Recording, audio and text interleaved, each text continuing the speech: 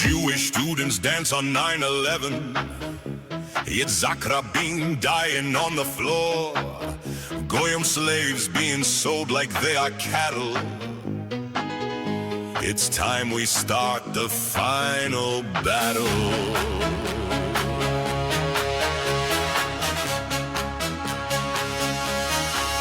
Hello, your friend here, Leslie Wexner, Zionist warrior and child bikini seller. I've come back again to reflect on one of my most important projects. Iraq, it's a dangerous country. WMDs are 10 a penny. The Iraqi regime was set up to fail. Wouldn't you feel safer with greater Israel? It's like Israel, but it's greater. There's a brand new temple. Ignore the haters. It'll be double the Jews for the price of one. And we'll all do a dance when the Mashiach comes. You can come. Get a deal. In the deserts of greater Israel.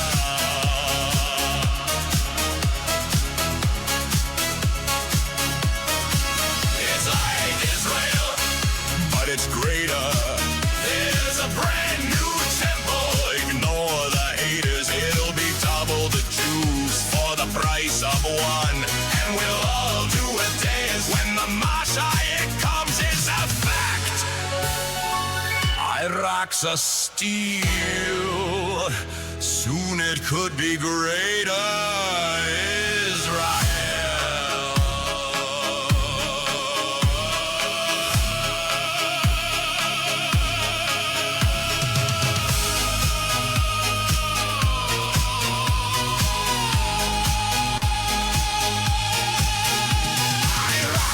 It's a complicated place. Saddam has a very angry face. The Iraqi regime is a terrorist state. Wouldn't you prefer greater Israel? It's like Israel, but it's greater. There's a brand new temple. Ignore the haters. It'll be double the Jews for the price of one. And we'll all do it dance when the Mashiach comes.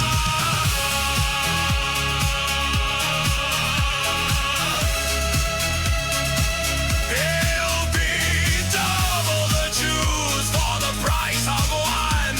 And we'll all do a dance when the Mashiach comes.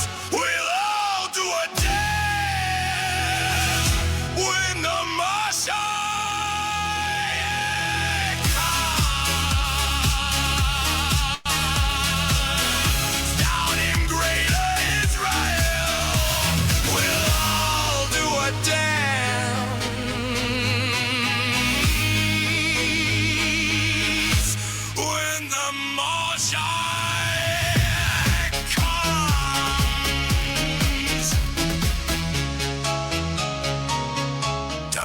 Greater Israel.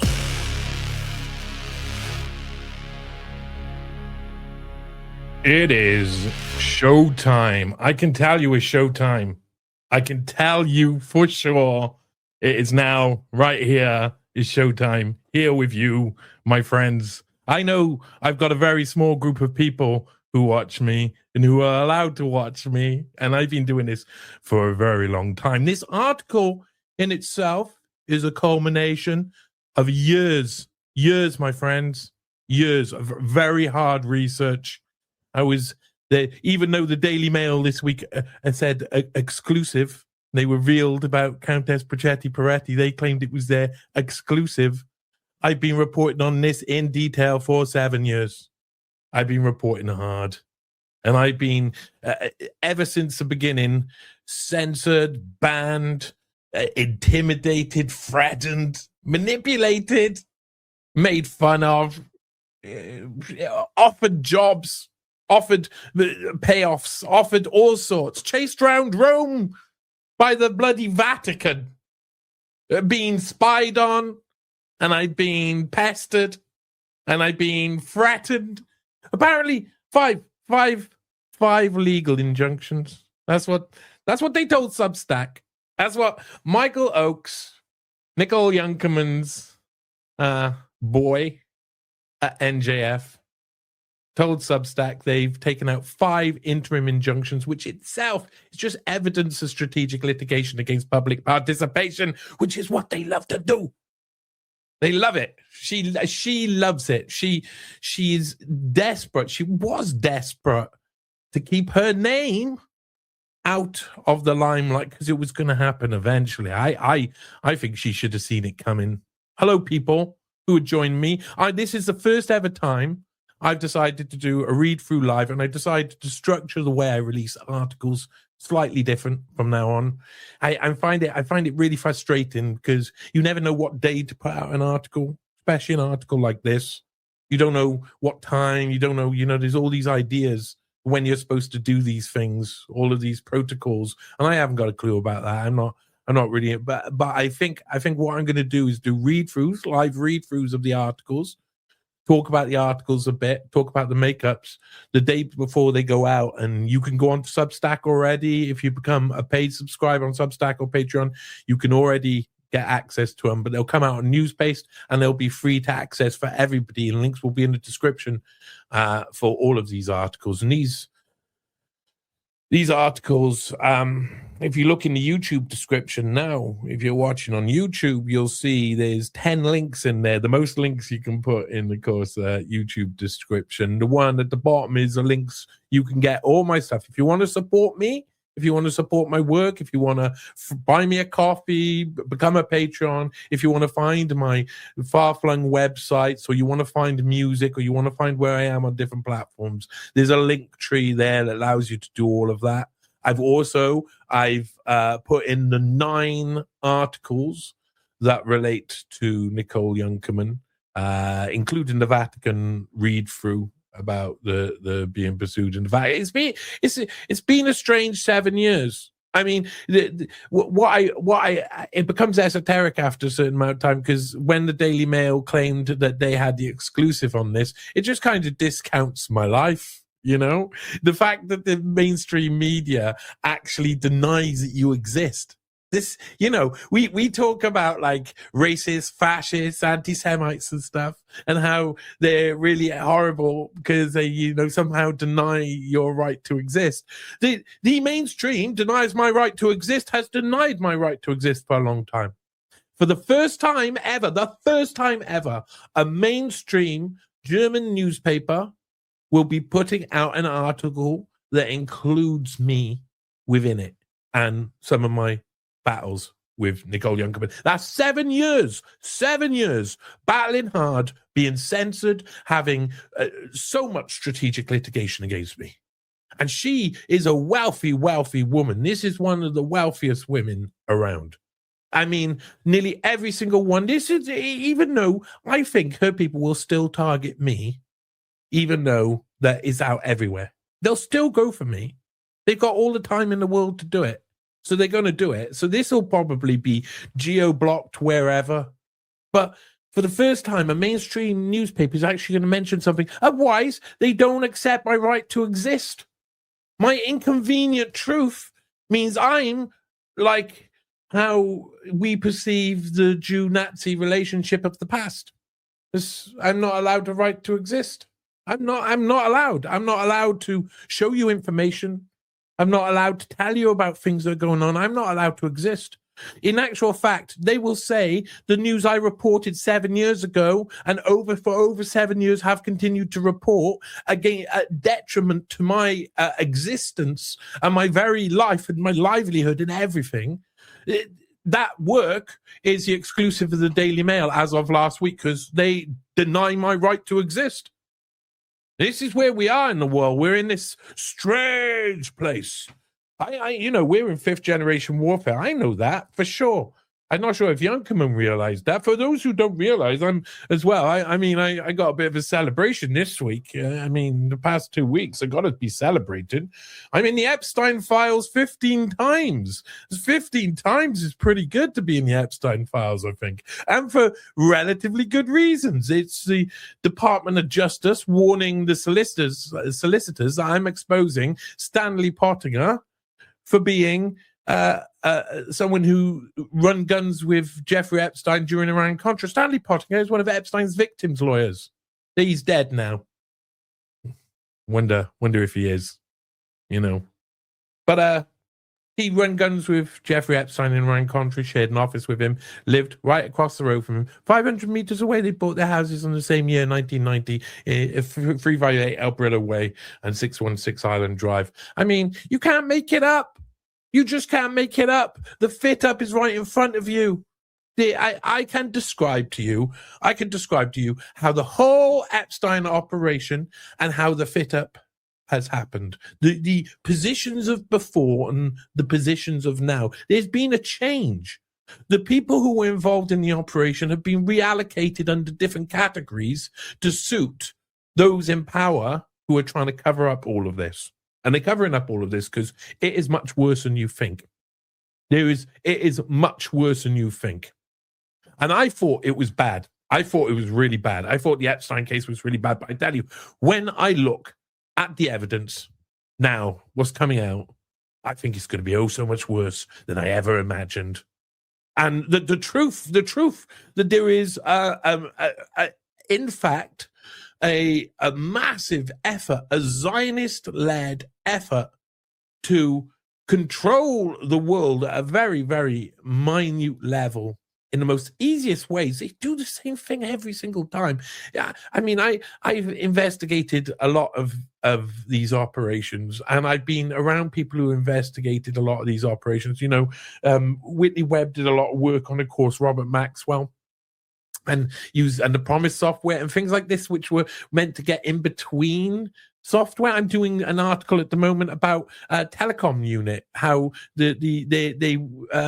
Robert Maxwell was fitting up and for the Israelis telecoms switches so that they could receive traffic and divert calls and record them elsewhere.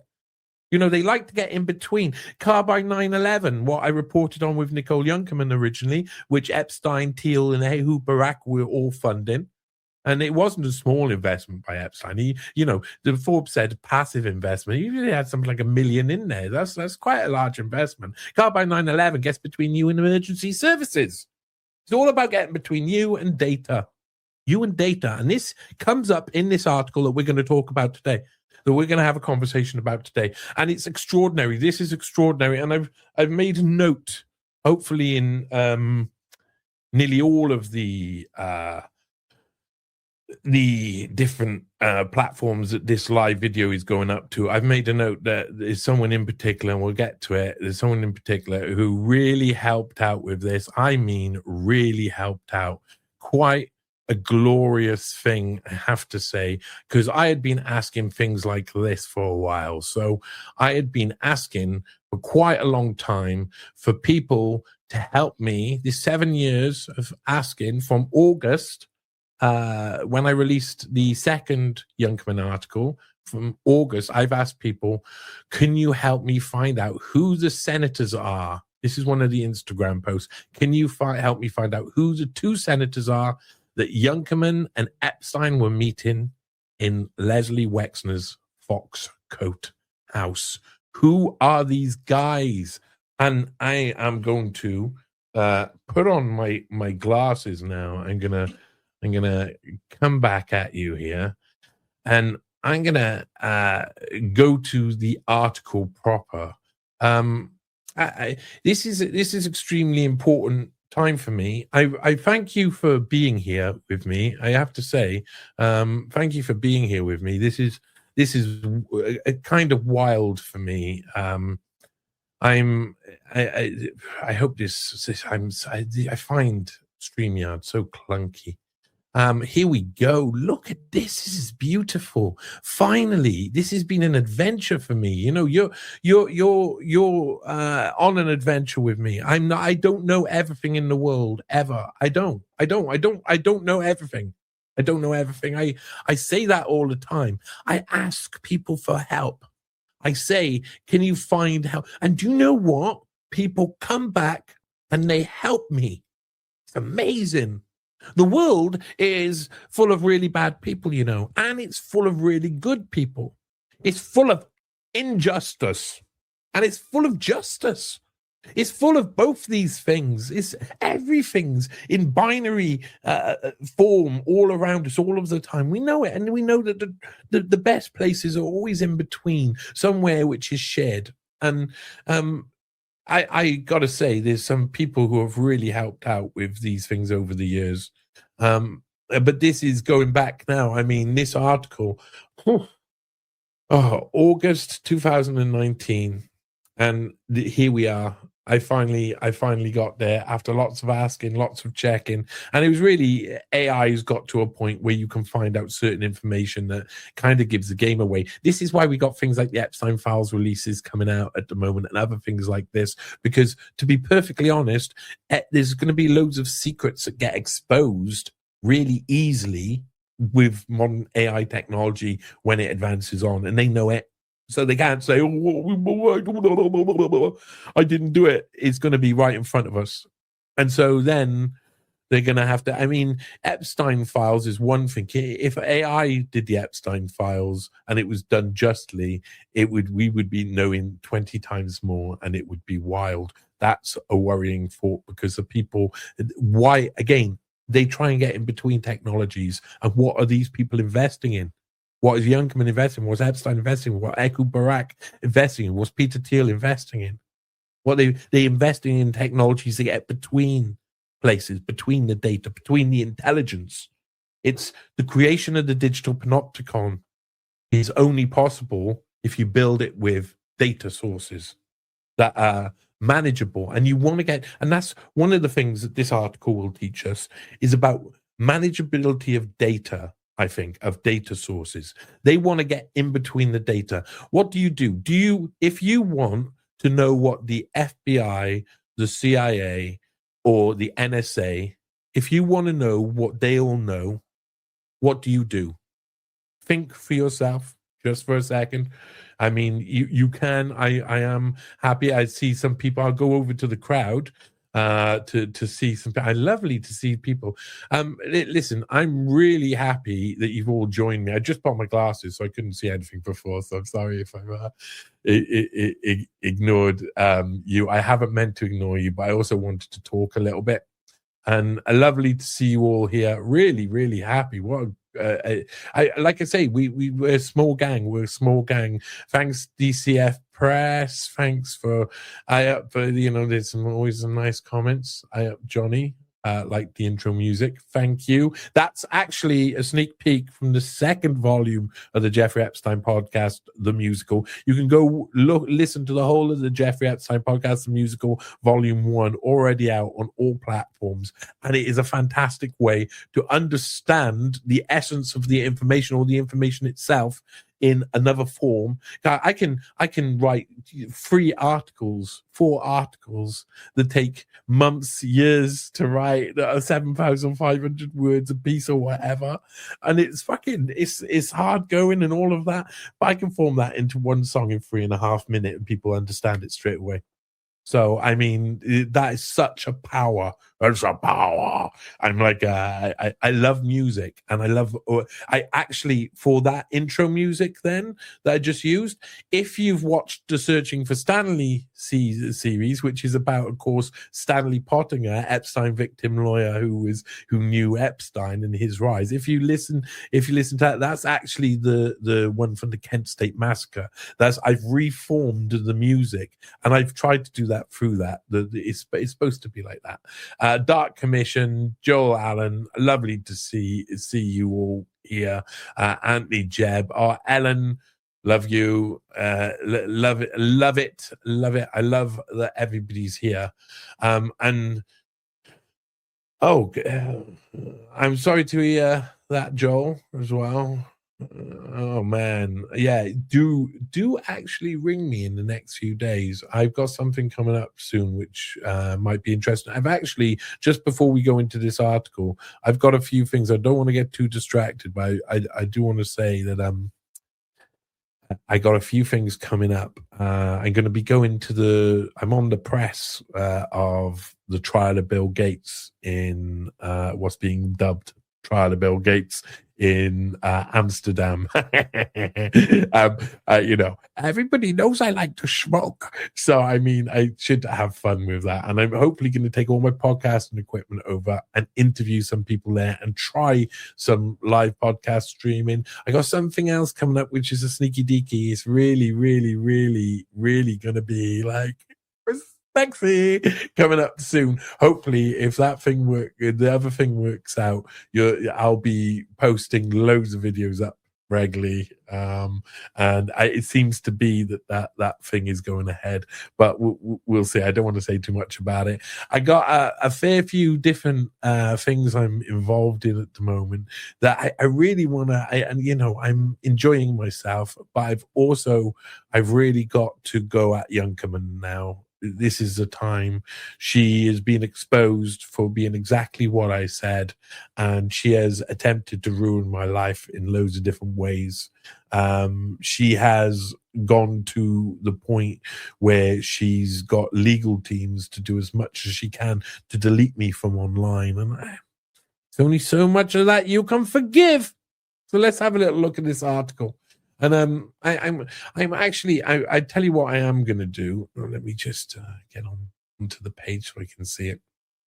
Tell you what I am going to do very quickly. I'm going to scroll down very quickly, down to the bottom. I want to say thank you to retired USAF Colonel Towner Watkins for being the one to answer the call. That's the call earlier where I was asking for loads of people constantly, can you please tell me if where any senators were? Because I've tried to find the two senators. After almost 7 years asking the question, she was the one to find the answer. She seems like a very interesting lady. I was watching a video with her about Operation Gladio. So she actually tweeted me, and she had asked Gab AI. So AI kind of caught up to that, and we discovered there was only two senators in the UK during the period I'm looking for. I've asked for the freedom of information request I asked a freedom of information request from Met Police, from North Warwickshire Police, and from the Ministry of Defence. I thought that was much more likely to get some sort of response than MI5 or MI6, who just, why would they respond to anything? But the two police forces said national security. We'll get to that. Anyway, Epstein and Junkermann's secret meeting with the SSCI.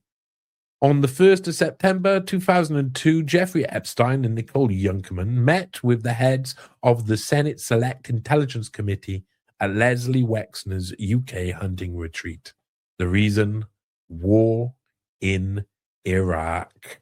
It most definitely is. You can already read this if you want to peruse it, or if you want to encourage other people to help out with my work and stuff. You can already go to Substack and you can subscribe. You can become a paid subscriber. You get things early. I got to be honest. I like people. I have to be sneaky with some of my journalism. I don't want to get Danny Casolero, so I got to come out quickly with stuff. So I can't leave it where there's a point where they could potentially stop something if they needed to by doing something awful. I know that sounds a little bit paranoid, but ideally in a crazy world. And this, I made this up here. She must hate me. Since August 2019, I've been trying to solve this riddle. Who were the two senators who secretly met with Nicole Junkermann and Jeffrey Epstein at Leslie Wexner's Foxcote house in the United Kingdom on the 1st of September 2002? The answer makes a lot of sense. I asked the internet for help in July 2019 after writing my first article about Nicole Junkermann. She was recorded flying on Jeffrey Epstein's infamous Lolita Express on 3 occasions. This included landing at Birmingham Airport in the United Kingdom. I was right to ask the internet for the answer. Soon I had more details about the event which Jeffrey Epstein and Nicole Junkermann attended while in the United Kingdom. I knew that they had taken a Bristow's helicopter from Birmingham Airport to a helipad at Leslie and Abigail Wexner's North Warwickshire hunting retreat, Foxcote House. I also knew that they were there to meet 2 sitting United States senators. However, I did not know the senators' identities.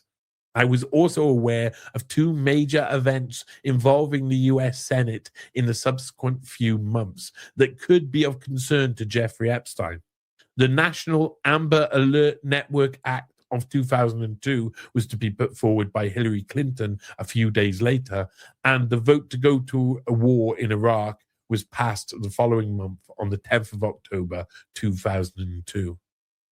My second Junkermann investigation in August 2019 detailed the Luntz-Wexner analysis. The 2003 leaked intelligence paper detailed ways Israel could support the propaganda campaign to push for a mutually beneficial war in Iraq. I documented everything. I knew about the night in question from the information I'd gathered. I soon wrote the 3rd Junkermann article, which examined her life from 1995 onwards. That 3rd article, one of the reasons I felt like I had to write it is because my big ginger cat was dying. He was like 19, 20 years old. And me and my best friend, we were sitting on the sofa as he died, crying and listening to Radiohead together. I know, coy. And then an envelope come through the door, and it was Junkermann. It was the first of the Berlin court injunctions. And I was like, that's it. I'm doing a 3rd Junkermann article. Anyway, 7 tumultuous years have passed. In that time, I've been censored, threatened, harassed, and I've experienced focused strategic litigation designed to eliminate me from the internet. Recently, everything changed. Nicole Junkermann was revealed as a confirmed associate of Jeffrey Epstein. In fact, the revelations have been relatively salacious. As the wall of censorship against me has slightly lifted, I began re-releasing the articles and read-throughs that had been affected by geo-blocks, bans, and deletions. Once Andrew Mountbatten was arrested, I again asked the internet to help me identify these 2 senators. And again, the internet came through. It really did. The 2 senators.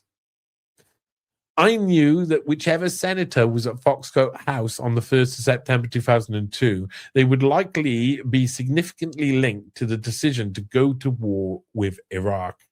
Jeffrey Epstein's number 1 backer, Ohio businessman Leslie Wexner, was focused on influencing America's military action in the Middle East.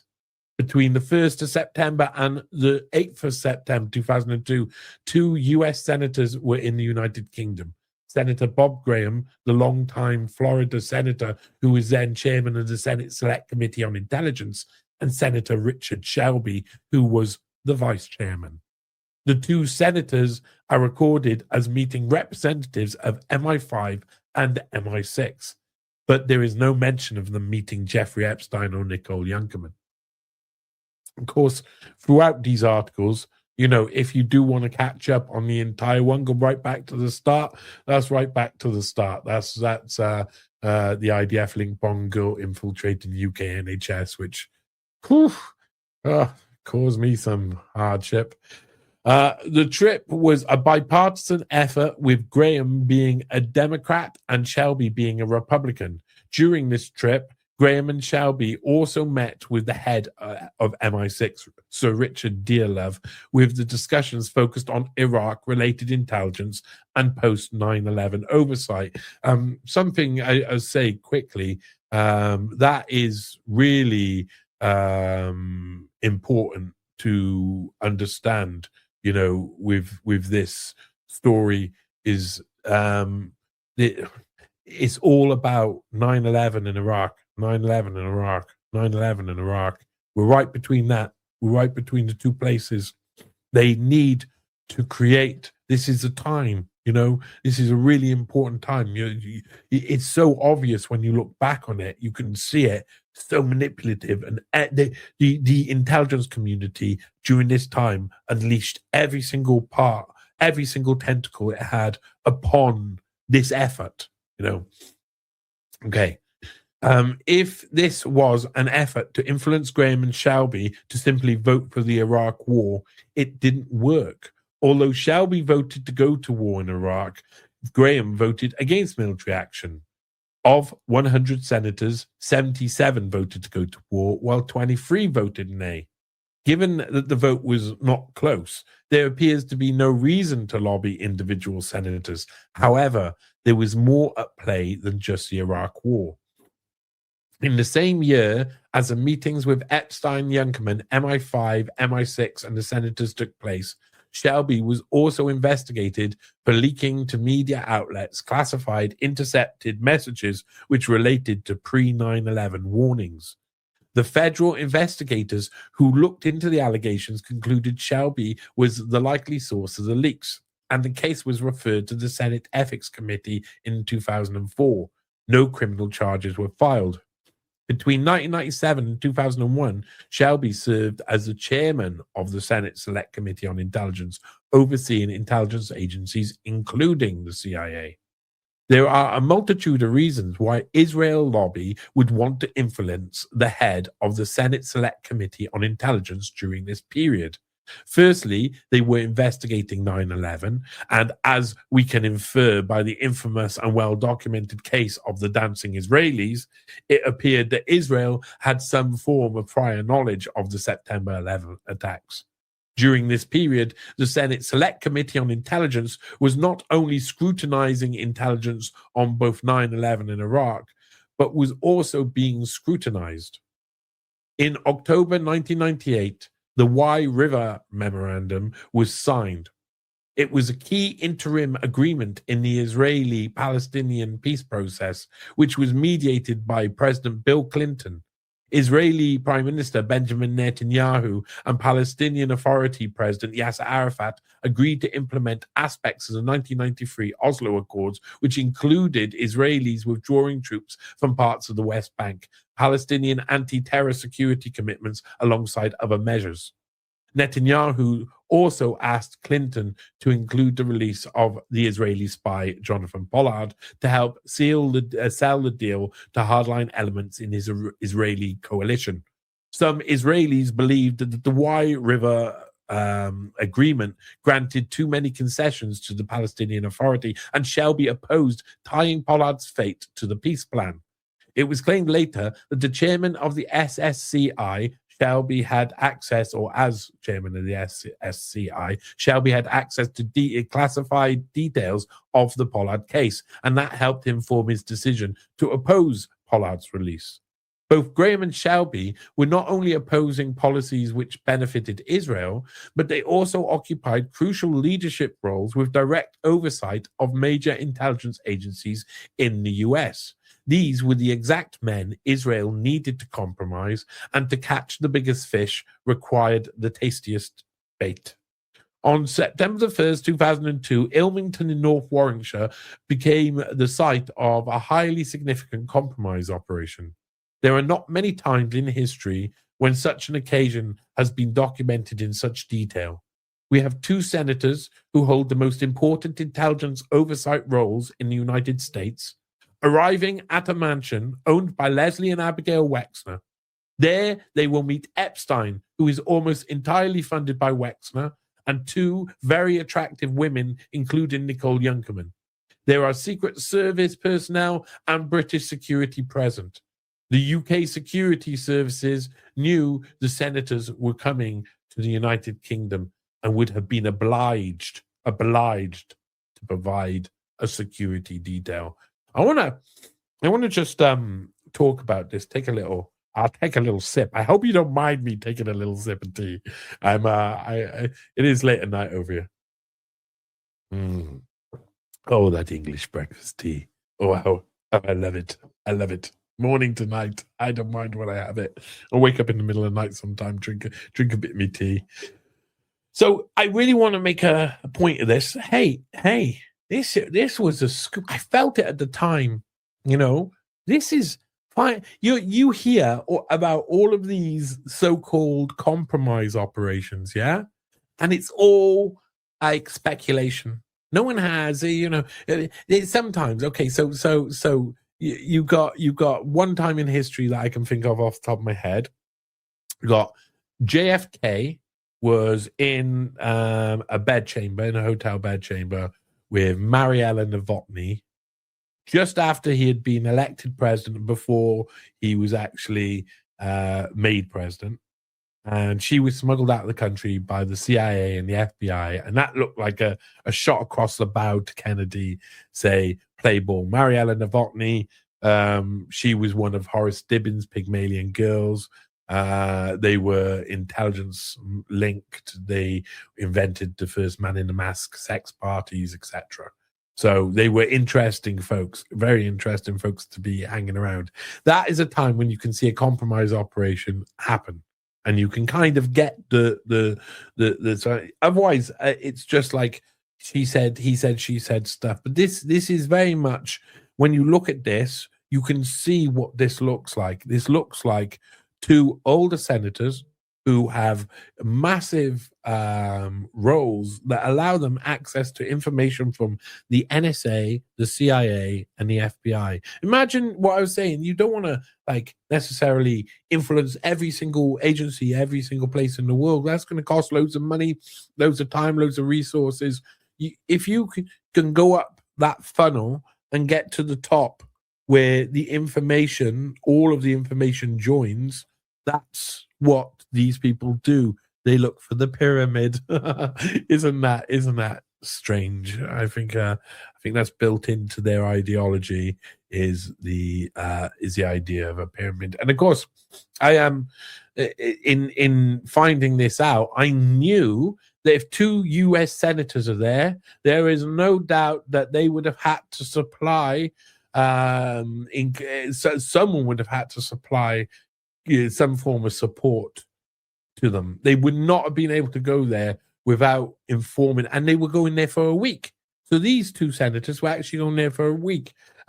In this Freedom of Information request, you will see, and I accidentally spelt guard wrong. That was just writing too quickly. I just want to say that, I do know how to spell guard. Anyway, so I asked for a Freedom of Information request from a couple of different services, and they said national security, international relations, law enforcement, health and safety, and personal information. I say that now national security is exactly why we should know which and who was meeting with Jeffrey Epstein and Nicole Junkermann in Britain. If they're spies running spy games on British soil, invested in British company, Nicole Junkermann, her NJF capital is in London, based in London. She's a spy based in London. Freeze her assets. What do I say? Why not? Should we freeze her assets? She's working with one of the biggest spies in history. What else is she doing? Quickly, raid the places. Why are you not raiding the places? Why are you not finding out more information? Honestly, some of NJF stuff I just don't understand at all. I don't understand how they function. The way they've dealt with me and censoring me, I've seen some of the complaints they made. They just lied straight out. They don't seem to have any understanding of how to work in the world. They don't know how to do this. They put Anthony Oakes as the person who sorting out my legal stuff. He's not even a legal person, though I think that was partially so that he could sign whatever and he's not going to lose any license.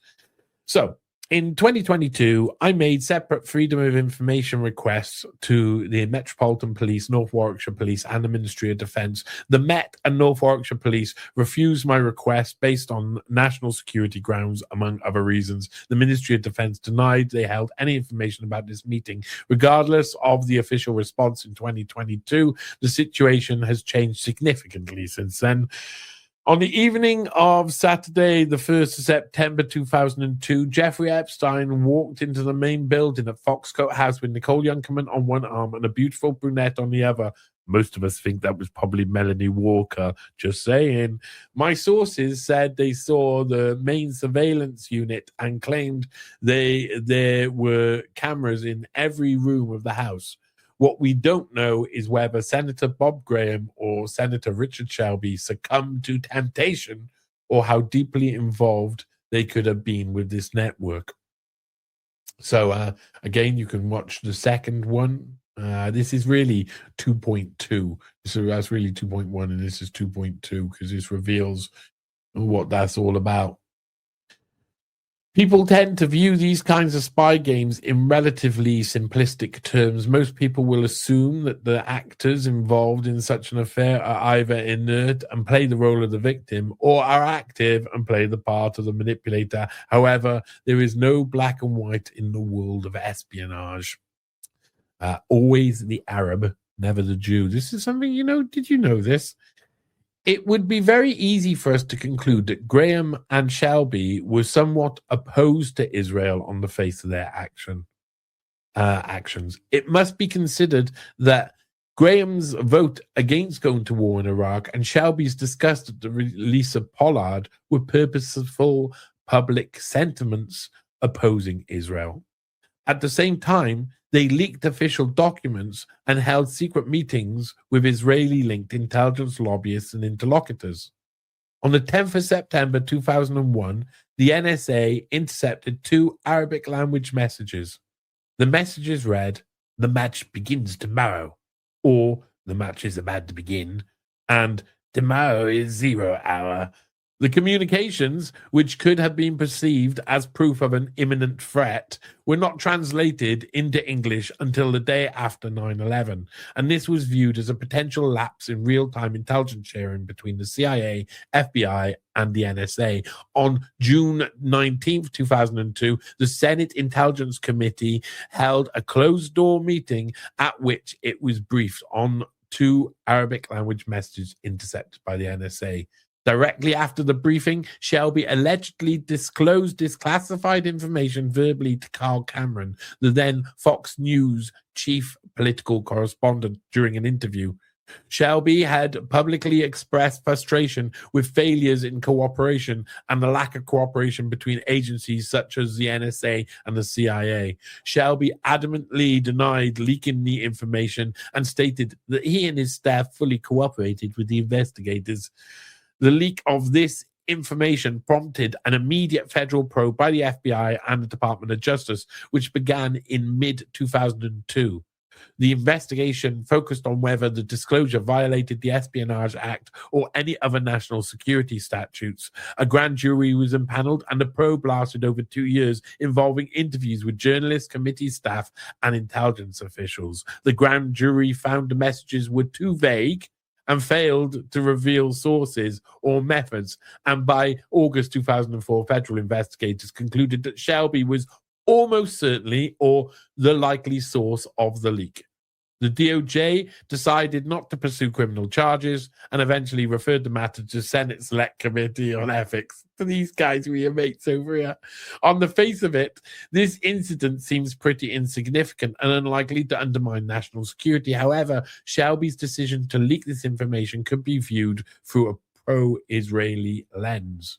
The official narrative behind 9/11 is almost a parody on occasion. Muslim terrorists in the Tora Bora cave network successfully plotted a complex series of attacks aimed at the most secure targets in the United States, which they carried out with box cutters. In reality, there is a lot of significant evidence which points to the involvement of Saudi intelligence, the Pakistani ISI, and Israeli Mossad. Shelby didn't leak any information which broke the official narrative concerning 9/11. Instead, he leaked extremely weak information which backed up the official narrative. The match is about to begin, and tomorrow is 0 hour, are in no way conclusive proof showing foreknowledge of the 9/11 attacks. The ensuing investigation only served to repeat the allegations that 9/11 attacks were led by Arab terrorists. Graham was also concerned with proliferating information aimed at shoring up the official narrative. Bob Graham also co-chaired the joint inquiry into 9/11 and pushed for the declassification of the 28 pages on potential Saudi links to the hijackers and the alleged cover-ups related to that investigation. Notice you don't get the 5,000 pages of potential Israeli links to 9/11 even mentioned, I bet. I'm just saying 5,000, that's a guess. I don't know if you want. This is a lot like the last episode of Truth Bomb on season 1, episode 13, with Jason Bamas and Baselit Analyzer. It took like 4 hours to record. I think it's like something like 3.5 hours long. I can't remember how long it is. It's pretty long. My God, Jason Bamas knows everything you could possibly know about 9/11. He knows it off by heart. I'm going to go across, just have a look at the chat at the moment, just to see. I've just been reading, so I want to say thank you to everybody. Hello, Copy R Test 1. Thank you for saying it. You're saying need to throw me a few bucks. I do need help to survive on this, and there's a little shout out there. Danny Castellero, yeah, what a dude, man. But I mean, so people have been asking me about this recently. It's funny in my neighborhood, I go around my community and I'm talking, and they're like, "Oh, you hear about these Epstein files?" I'm like, "I'm in the Epstein files," and they're like, "Oh," and I'm like, "No, I'm in the Epstein files 15 times. 15 times they mentioned me." And honestly, it's led to people in my community asking me questions and wanting to know more. I find that there's something really interesting going on in my community at the moment. And I was talking about Danny Castellero with a couple of people because I feel that it is something like, there's a few journalists throughout history who have been murdered for what they do.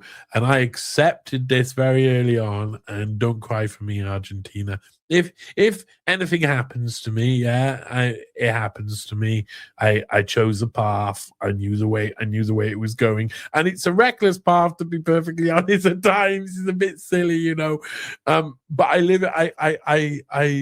don't have the same idea of fear maybe that other people have, mainly due to a load of, things that have happened to me in the past that have separated me to an extent from that sort of understanding of fear that comes from like, oh, someone's going to kill me. Well, so let's get on with it. Let's see what comes next. Of course, there's Ellen Jane Aber. Is Wexner Jewish or just German Nazi? Or is it, yeah, he's Ashkenazi. I think he's Ashkenazi. I mean, Leslie Wexner is extremely Jewish. I would say that there was a very the Israelis do something very interesting and you see this like with Mike Benz's Frame Game and some other things. The Israelis do something very interesting. They have people attack themselves over and over and over again. And when Wexner, when this first come out, when Epstein was killed or whatever happened to him and he was taken out, Leslie Wexner, he had loads of really negative stuff on it about him, on like really super, so far over the top negative that it went crazy. And some of the people who were spreading it were really just like, I undermined later.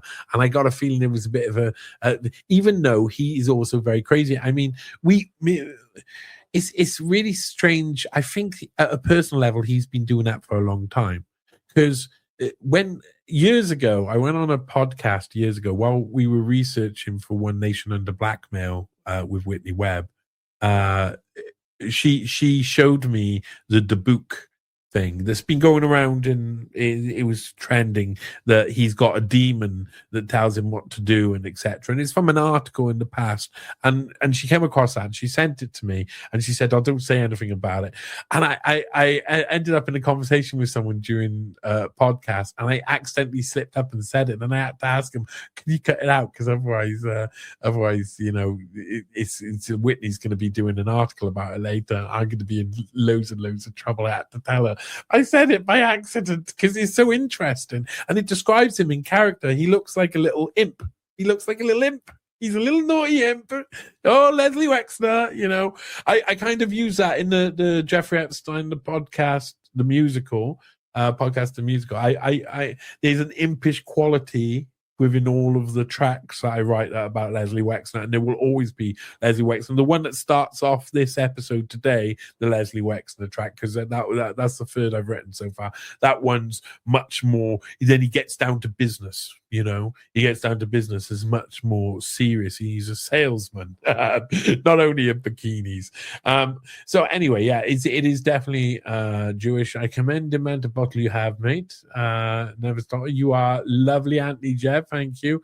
I don't know if it's bottle. It's just bloody mental, but still, it's all right. It's good. It's all right. The world's different now. I think I'm framing it like that in my own mind. I really, if I believe fifth generation warfare is going on, then they really don't want me dead. I don't think they're making me plastic surgery and fly me off to Miami.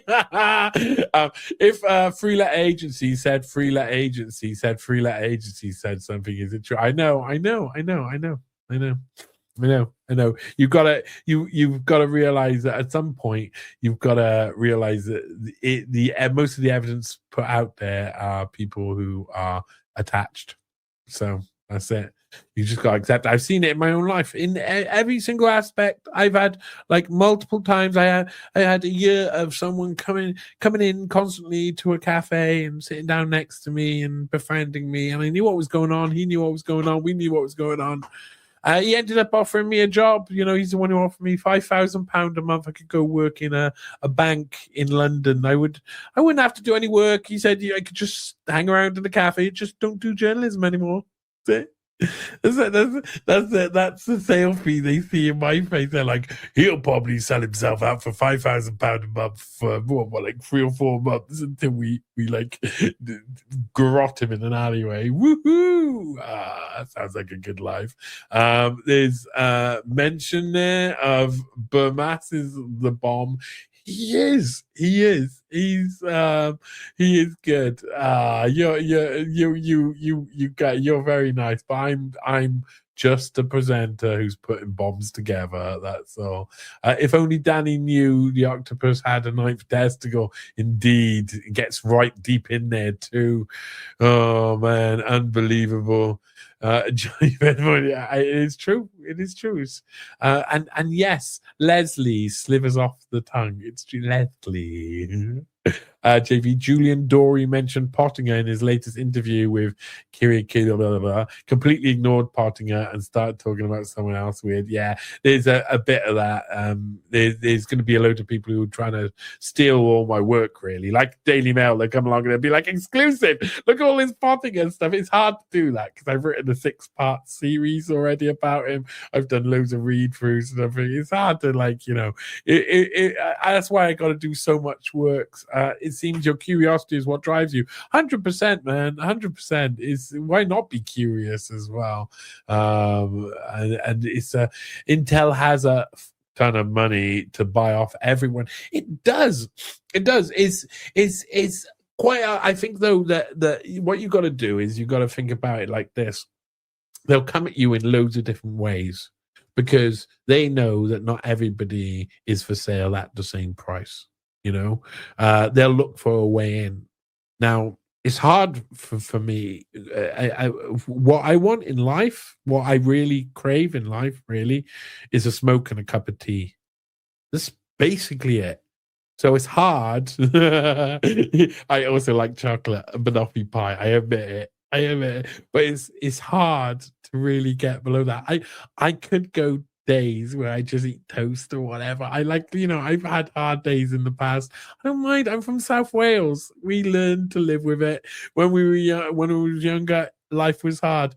That's hard to undermine, but they can find other ways. If they can't buy you in monetary terms, they'll buy you in your heart. They'll find someone who reaches you, whether it's a friend, whether it's a girlfriend, whether it's something else. They'll find someone who gets into you. They'll pop it up at the right time. And hey, I'm a man. I love women. So I mean, if a beautiful woman comes up in the end of 2024, I've talked about this a bit. Sitting November, October. I'm sitting in the cafe around the corner from me, and a 6'7" beautiful former supermodel from Italy comes up and sits down in a chair next to me and starts chatting me up, playing with my dog. That's not a euphemism. It was ridiculous. I just started talking about Junkermann straight away because there was no point in skipping it out. It was ridiculous. I'm 5'10" on a good day. Got a bad back at the moment, so I'm more 5'9". Last week I was a bit 5'8", but I'm not a 6'7". Sort of like women like that don't go out with short guys like me with weird faces like this. That just doesn't happen. So something's out, but they'll try that, and then they'll try every form of everything to get to you. You have to know. That's part of the fun of it. Sometimes I'm sitting there and someone comes up to me, or I'm get a message from someone and they say blah blah blah blah blah blah at me, and I know it's bollocks. I know it. But I like. Someone said about why did you go to Italy, or why did you go to Rome when you knew it was a trap? It's like I'm an investigative journalist. I gotta investigate. If you don't investigate, you don't know. That means you gotta talk to the people you don't trust. Like, you gotta talk to them and you gotta keep a straight face. And that's hard for me at the best of times. Maybe it's just the fact that I smoke a lot of weed. And with you, Johnny Sept, I like a bubbly caffeinated drink. Ooh, bubbly caffeinated drink. Ooh, that sounds a bit too much. What is tea and smoke code for? Well, I got to be honest. Smoke is for weed. Blunt. I don't smoke tobacco. Tobacco's bad for you, children. And a tea is literally tea. English breakfast tea, milk, 2 sugars, smoker's brew. So they like it. Oh, I like it. A lot of whole milk. And why not? And there is a lot of talk here. I'll get back to the actual story now. I think Prince Andrew has been used as a scapegoat. If you actually look into it, he hasn't done anything wrong. Last time I checked, 17 was legal, and she could say, yeah, but that's what he's been caught for. What they know about him is so much more. So they've got to punish him harshly for the nothing so that people don't look at the something. I know that doesn't make sense at first, but it really is a tactic. They know how bad this could get, and they need to show that they've punished him heavily now so people don't, they feel people, he has been punished over and over again. I've enjoyed every moment of it, but he was a bit of a dingbat and really easy to use in that sense. He has a song on the second of the Jeffrey Epstein podcast, the musical. He's got it's a very good song. A very good song. It gives a bit of sweat in it. I'll just say that. And there's someone, Christopher, lighting up with me, man. I'm down. I'm glad. I just got over a bit of a cold, so I need it. Enjoying the nicotine for me. I won't promote such things on my channel, which raises interest debate on what the age of consent should be. Yeah, I think the age of consent should be 18. I gotta be honest. I think 16, 17, it feels shitty to me, man. You look at 16 and say, I live on a park and there's loads of kids that hang around in my park, yeah. And I know a load of different people there. I've talked to them. Some of the kids I've helped out with the police and stuff. And some of the kids just need someone to speak to, really. They need to have a conversation with someone who's nice and then they're abrasive at first. They're usually pretty rude at first, and then you just go, well, you get over it eventually. Eventually, you have a little conversation with them, and they get less abrasive, and then eventually they need something, maybe a help with something, or just advice, or just you can connect with them at some point, and then they become really nice guys, man. And like when they're 16, 17, loads of kids who are on the bench who are 16, 17, they ain't got a clue, man. Ain't got a clue about what's up or what's down. This sweet, a load of them are really sweet, innocent guys, girls, and they come up with like a very innocent mind. And I think, I hate saying like, oh, there should be laws about other people's lives, but I think we all know this. I think we all know that young people tend to hang around with young people. I mean, if you're my age, especially if you're in your mid-40s, you go, yeah, I mean, the lowest you could possibly go without starting to feel a little bit cringy is probably about 24, 25 in having a partner, because by that time people can have learned a lot and can be, but it's also, you don't always get to choose who you connect with in that way. So maybe, and I've known some people who have got to know their partners when they were younger, etc. But I find it fruity, freaky. Don't like it. I'd prefer it if everything was over 18. There you go. So it's hard to get onto that sort of debate for me. I don't really have time. I think that he's a grown man, and he should have seen what it was, because really it's become part of the gang, and if you become part of the gang, boom. Right.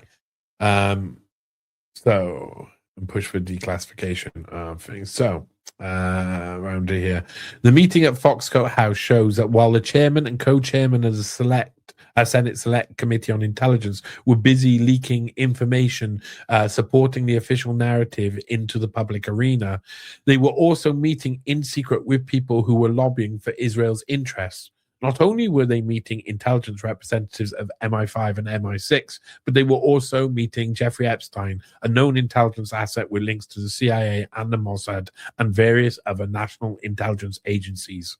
The fact that Epstein had brought two stunningly beautiful women to the secret meeting suggests that this was a compromised influence operation. To believe that Jeffrey Epstein was recording unwitting senators engaging in sex acts with female compromised agents is a little naive. It is likely that these people are all on the same side. There is no reason to need to compromise an ally who will do your bidding regardless. I think that's a really major point. What is the point of trying to influence somebody who is going to do your bidding anyway? That's an intelligence partner, and then you're using PR and marketing to meet your ends. 9/11 and Iraq are inextricably linked. The majority of intelligence agents on Earth deal in the same currency. They gather precious data and analyze it to determine how best to influence future events. For that, they need to gain access to the best data available. If you want to know what the FBI, CIA, and NSA know, instead of infiltrating each of these organizations at the highest level, you could just infiltrate the top tier of the Senate Select Committee on Intelligence. In fact, it's clear that Graham and Shelby would have had an almost symbiotic relationship with the American intelligence community. They may have occasionally been outspoken and passionate, but they were also promoting the official narrative. In fact, the chair and co-chair of the Senate Select Committee on Intelligence are high-level gatekeepers for intelligence. They can control the flow of information and have special access to confidential and top-secret information from agencies such as the CIA, FBI, and NSA. Essentially, the SSCI is one of the many ways that the establishment controls the narrative. On this occasion, Jeffrey Epstein appeared to be hosting the senators on behalf of Leslie Wexner and the US-based Israeli lobby. Epstein had various links to the CIA and the Mossad. Both agencies would love to influence the Senate Select Committee on Intelligence. However, this meeting was the first leg of a week-long intelligence tour of the United Kingdom by Graham and Shelby. My personal opinion is that it's a perfect example of Western intelligence partners meeting in secret to arrange and control the official narrative. We know that this happens.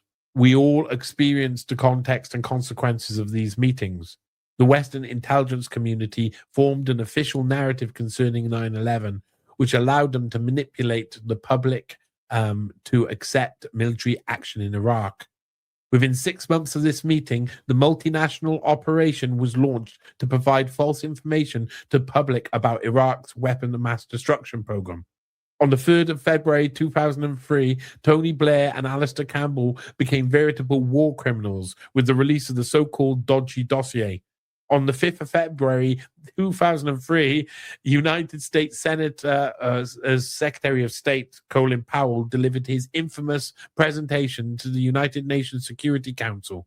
Powell used a PowerPoint presentation to claim that Iraq was violating UN Security Council Resolution 1441 by producing weapons of mass destruction. The following month, the war in Iraq began. You can find links, of course, all of these Dodge Dossier, the PowerPoint presentation. You can find all of these things linked in here as well. So if you do want to go and look at history, do it. The plan to falsify information about Iraq's WMD program didn't begin in February 2003. The British and Americans had clearly coordinated their efforts, and Shelby and Graham were officially in the United Kingdom to meet with close allies to discuss counterterrorism and intelligence matters post 9/11 and amid emerging concerns about Iraq. The meeting at Foxcote House raises many questions about not only the American security services and their relationship with figures like Junkermann and Epstein, but also the British. If members of MI5 and or MI6 were present at Leslie Wexner's Foxcote House, colluding with 2 US senators and Jeffrey Epstein to illegally go to war with Iraq, the people of the United Kingdom deserve to know. The war in Iraq was vital to the Israeli lobby, and Wexner used his entire network to ensure it happened. Epstein and Wexner used money, power, sex, and compromise to ensure the murder of anywhere between 150,000 and 1 million Iraqi civilians. You cannot view this meeting as a singular event. Graham and Shelby were only in the United Kingdom to discuss both the past 9/11 and the future Iraq. The establishment must often rewrite history to form a fitting narrative. During this period, the entire world knew that the narrative surrounding 9/11 would dictate the future events in Iraq. After all, as George Orwell once wrote, those who control the past control the future. And control in that sense is a hard one to master, you know, the term control. Because we mean that on two different senses. I mean, if you're talking about it, the control, the control demolition during 9/11, the control of the narrative around 9/11, the control of all of that. allowed them to control Iraq in a way that destabilizes it constantly. And as I included within the first song that opened up this, wow, I think that's the march towards greater Israel. I think we all know that's the march towards greater Israel. That's something that's been happening for a while. And a lot of it has been seen as conspiracy theory, blah, blah, blah, blah, blah, blah. I'm a conspiracy theorist, of course. So what is a conspiracy theorist? Someone at the moment is someone who's 7 to 10 years ahead of the news, because the news may be reporting Nicole Junkermann's association with Epstein at a base level now, but that's like a quarter of my 2019 very first article. They're not talking about any of the rest of the stuff yet. They ain't got anywhere near this. I would say this is probably 20 years ahead. They're not going to be allowed to discuss this publicly or talk about this for another 20 years. I just don't believe it's round the corner to get to this stage where you're talking about maybe Wexner dying, maybe something like that. I don't know. But this is what we're seeing from doing the research properly and working with people who know what they're doing, understanding what was going on at the time, understanding context, understanding historical context, understanding the consequential context of the time, and understanding their plans for the future contextually as well. Those are all ways for us to have really improve and see something that no one else can see way before the rest of the world knows it even exists. This is why there's currently, if I look up at the StreamYard sign, is 97 people watching, it says, across 7, 8, 9 platforms. Facebook, they started shadow banning me in 2016, 2017. So, I mean, that's been going on a while. Most of them, the platforms, this information doesn't get out. It doesn't get out.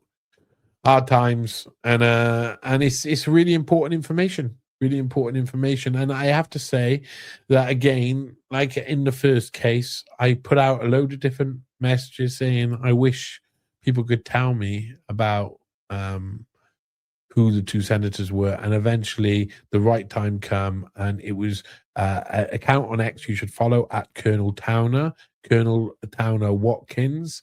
It's a she. Don't get it wrong and think it's a guy automatically. Colonel Towner Watkins is a very interesting person who's I want to say thank you for doing that. A retired USAF, United States Air Force, Colonel Towner Watkins, answering the call after almost 7 years after asking the question. She was the one to find the answer, and I salute thee. And I've linked the channel in there as well. It's a Twitter link, unfortunately. I'll change that to the Rumble link. And my investigations are interactive. I like to say this to people. I really mean it. I investigate in a different way than a lot of people investigate. I don't often know. I'm going to put my sunglasses on. It's late at night, and I've had a smoke, so I can. I don't necessarily investigate like other people investigate.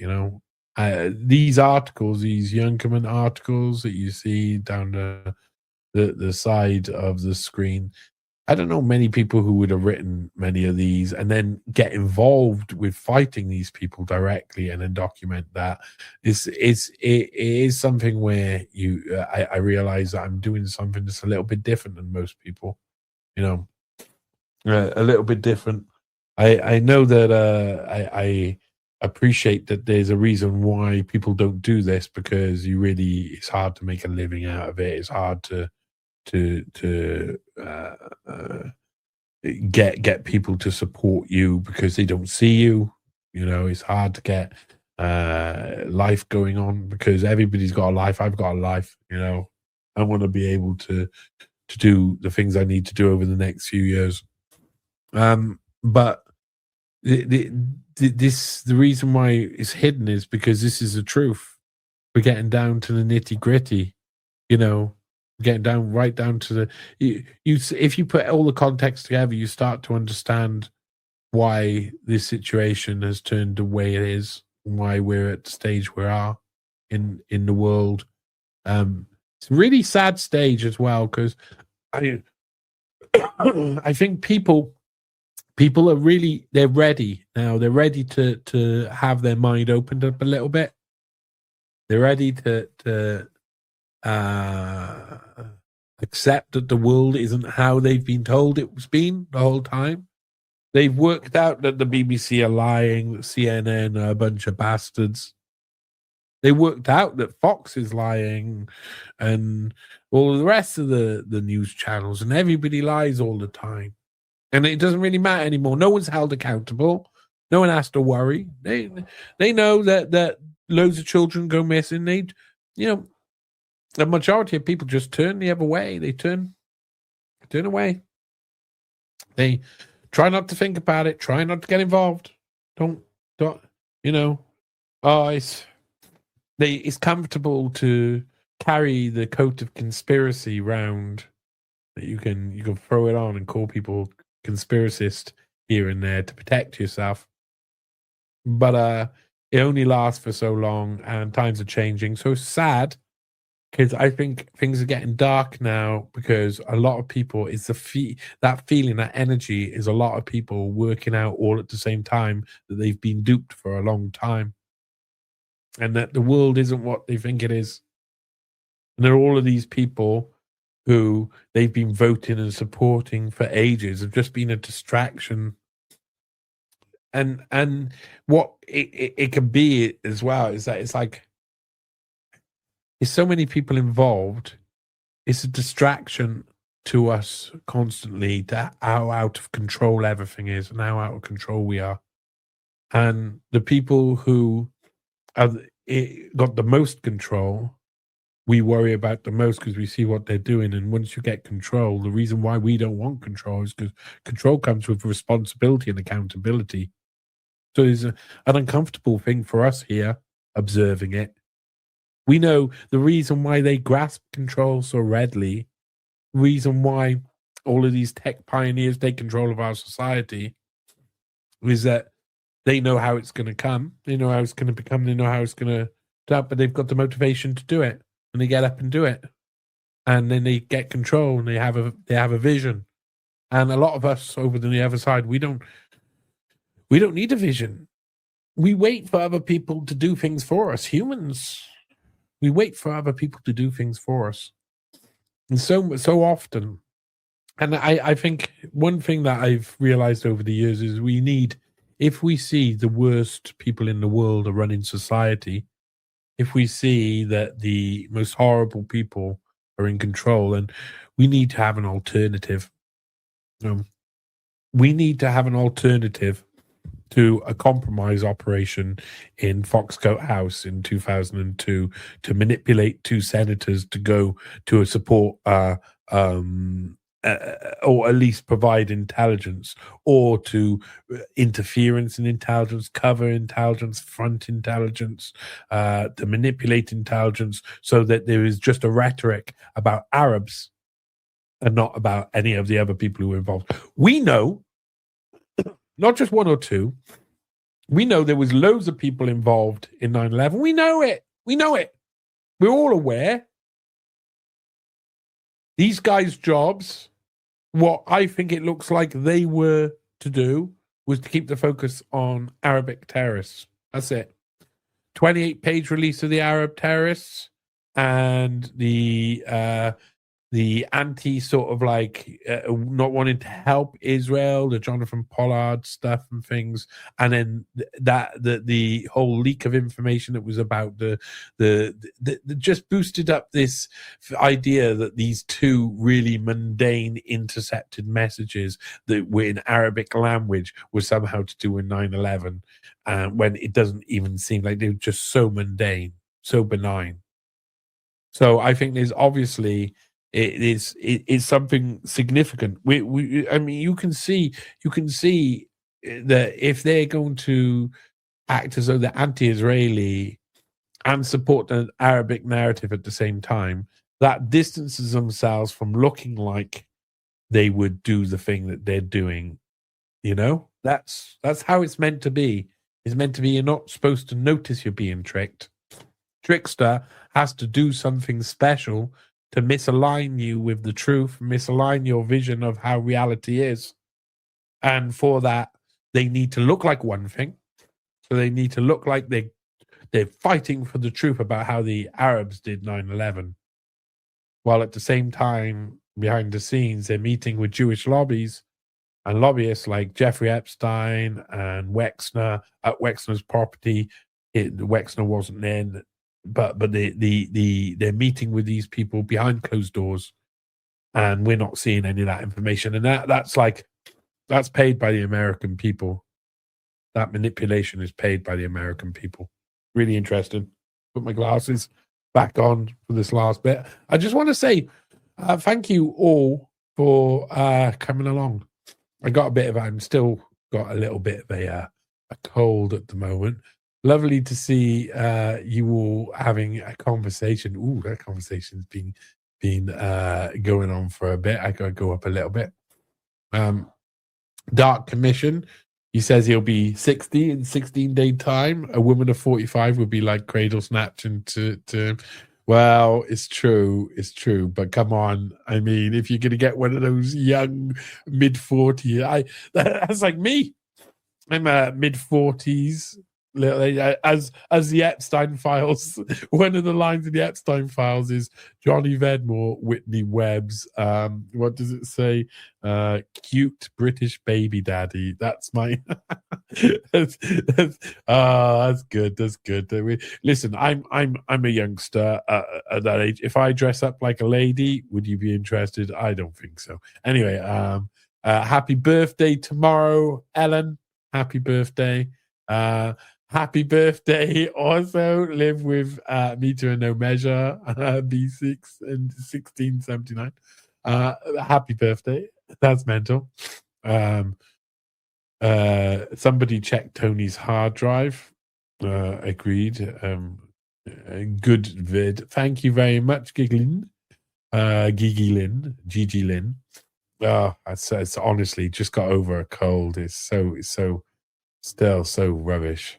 I'm not sure if anybody else has experienced this. And I've only experienced this since COVID, but getting colds, and it's like I got vertigo as well. Like I talked with someone in the park earlier who was saying the same, and it's like you get vertigo with your cold. It's very strange. Okay, Truth Bomb. I like that. Who would have follow you? Who would you have follow you around for the rest of your life? Prince Andrew or Jeffrey Epstein? Oh my God. Oh my God. Don't be like that. Come on. Prince Epstein, I'd say. No. I'm gonna hate to have to say Jeffrey Epstein on this account, but thankfully, as a get-out clause, Anthony Jeb, you spelt Jeffrey Epstein wrong, so I will be hanging around with Jeffrey Epstein. He's my boy. I like you, Jeffrey Epstein. So let's throw things at Prince Andrew together. Your accent mystified me. Welsh, a little bit North American, I thought. Thank you, Janet Rock. You are right. I'm from South Wales. I am from the land of song. I did a lot of speaking on American podcasts, do a lot of work with American people.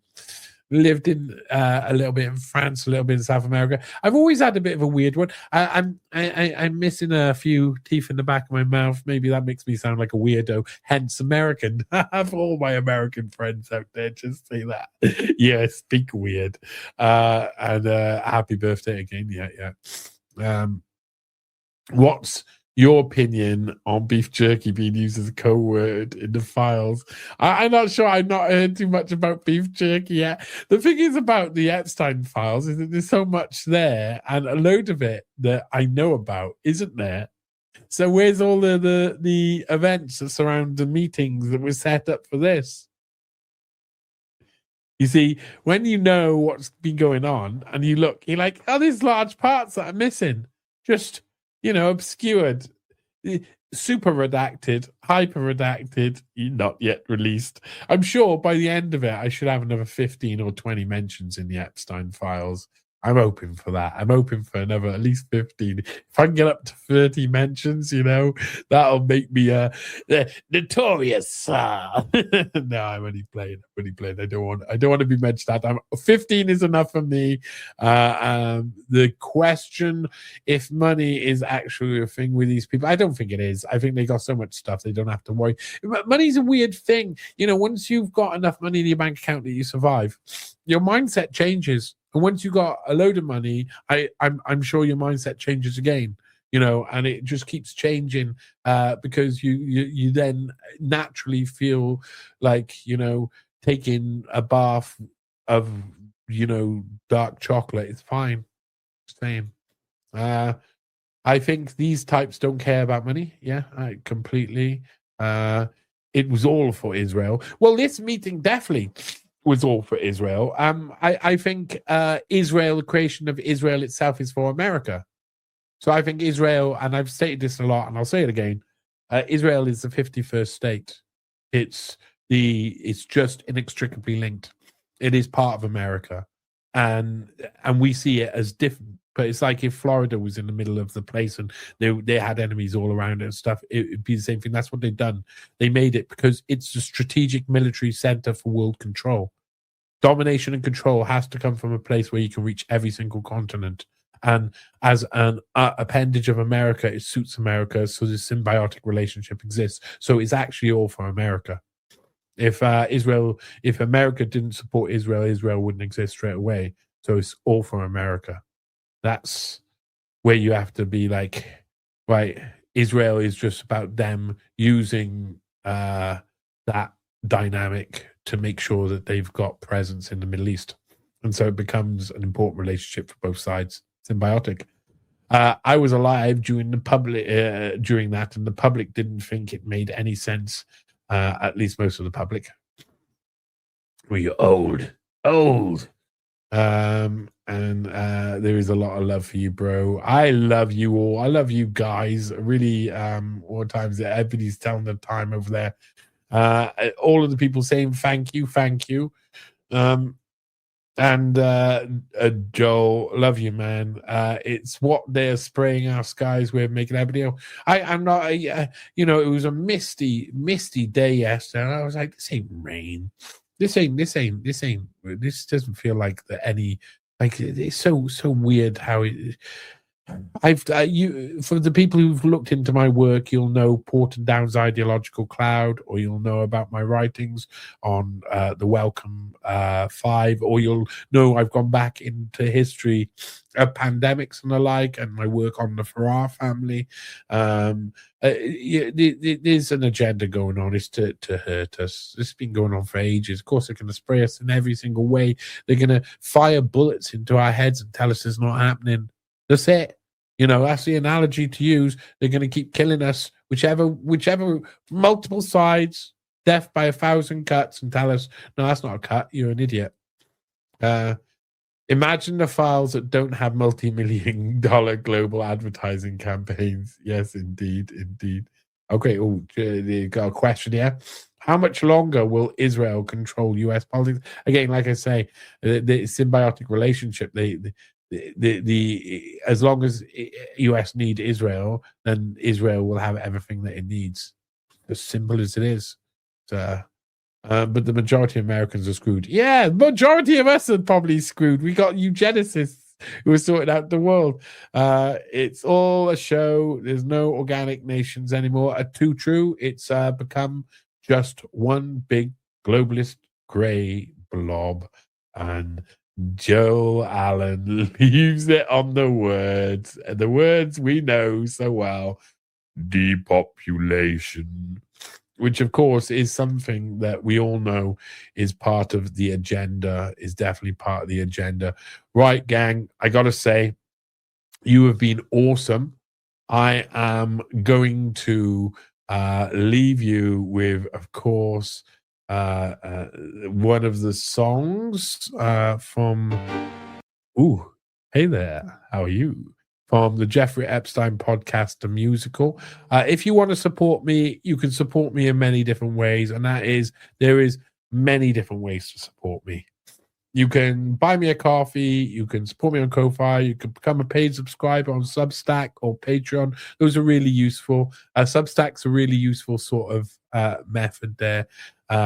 You can just go and listen to my music. You can give me a like, give my music a share, give my work a share, give whatever you feel like, man. I accept that however hard I push it, there's going to be a cap on how many people are allowed to watch any of my work, because it is quite simply dangerous and damaging to what they want to create. And what they want to create is a dystopian world of 500,000 very wealthy people with robots and AI doing everything for them so they don't have to worry at all. I want to thank all of the core, as always, for coming along. I didn't give anybody any notice of this. Listen, there will be a lot more content coming soon, a lot more. And to be honest, I got a bit of fight in me. I got to do a load of stuff now. I've really got to take on Nicole Junkermann in court. She's made her companies have made a load of mistakes, and I think I'm going to take her on in court. I'm talking with different people in different countries about that. There's a major German newspaper about to report and include me within the report. That's going to really annoy her. The trial of Bill Gates, I will be there as press. I'm on the press pass. I will be in Amsterdam in a couple of weeks, about 2 weeks. If the other thing that I'm hinted to starts before then, I may be there on behalf of other people as well. But I will try and take all my podcast equipment and have interviews with a load of the people who are going there to do. I was hoping that Mike Eden would be going down there. I've talked to Mike Eden before. He was a big fan of my Welcome 5 article. He wanted to speak to me once, and we had a long conversation. I think he's one of the most...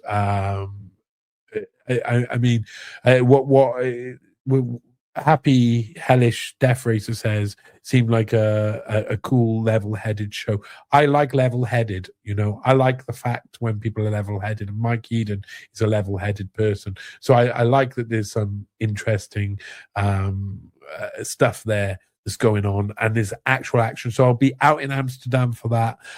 There's going to be loads happening this year. I am going to be doing as much as possible. So keep your ears and eyes open. There will be more lives like this. I will try.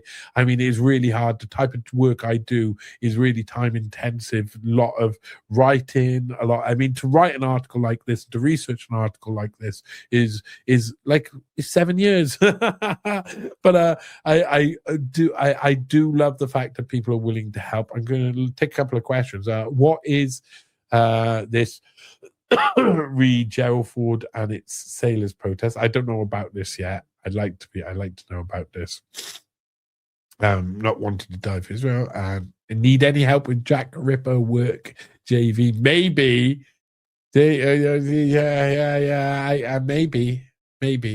Maybe. I thank you, ZYZYX9911. Any way, indeed. I love the lives. I know I'm hoping to be on there more, and I thank you all for turning up. Listen, there's always going to be a cozy audience with me, because they're not going to let me be out there at all, and I like that. I like cozy rooms. I like to be with people who are real people, and to listen. You guys, I know a load of you. I'm here to talk. If you want to help, if you want or you think that I may have even got anything wrong or something like this, come to me. I not got ego like that. I love to work with people. I love people to help. I love to get something bigger going on eventually, where we really focus on certain events. So I thank you for being that gang as well that's willing to help. I mean, the fact that I was able to write this article because someone come along and said, hey, I can help you. That's what we need more of. If we want to expose these guys, we can all be doing it together. can all be doing it together. It means we got to get clever with it too. You love you all, and I think that's it. Leave you with music. Welcome back. I calmed down a lot. I was mad. Sometimes I get a little rage and I know it's time to turn another page. Sometimes I get a little rage and I know I have to keep in a cage. I want to introduce you to a woman who flew with me. She was invested with me. She denied me. She denied me. She denied me. The fabulous Nicole Junkermann.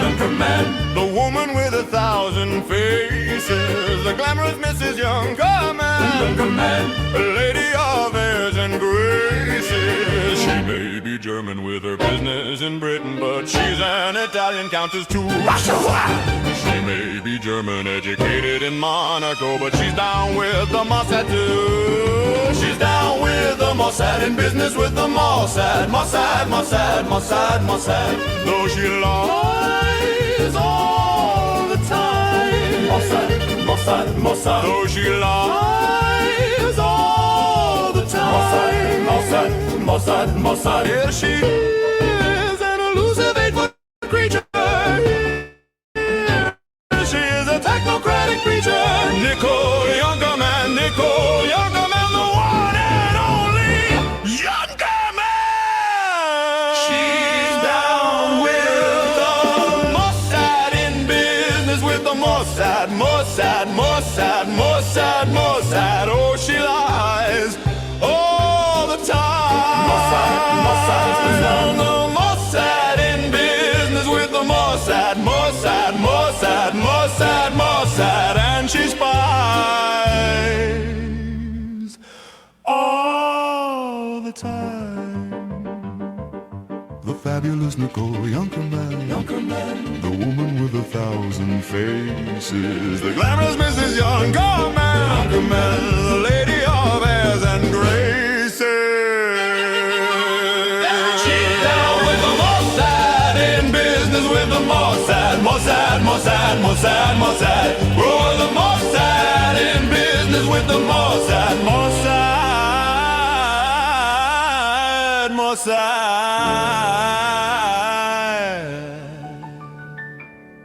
And she spies all the time. Oh, the Mossad is. The Mossad. The Mossad is. The Mossad is. From the Mossad.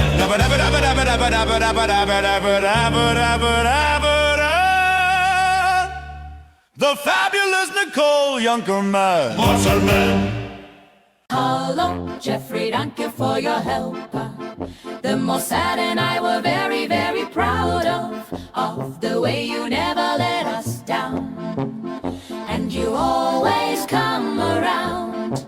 It isn't since the height of German might that the future has looked so bright as we make our superior designs For changing the very meaning of life. Hello, Jeffrey, thank you for your money. The Mossad and I were very, very grateful. Barack is always saying how you are like a golden cow.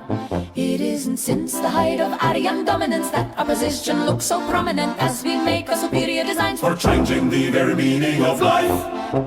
While you were gone, I denied you 3 times. I hid our association. I did a lot of lying. I've been thinking a lot of all we accomplished. And if you die again, I promise that I'll admit I was an accomplice. Hello, Jeffrey, thank you for your help. The Mossad and I were very, very proud of the way you never let us down. And you always come around. It isn't since the height of the word Max might that the future has looked so bright as we make our superior designs For changing the very meaning of life. For changing the very meaning of life. For changing the very meaning of life. For changing the very meaning of life.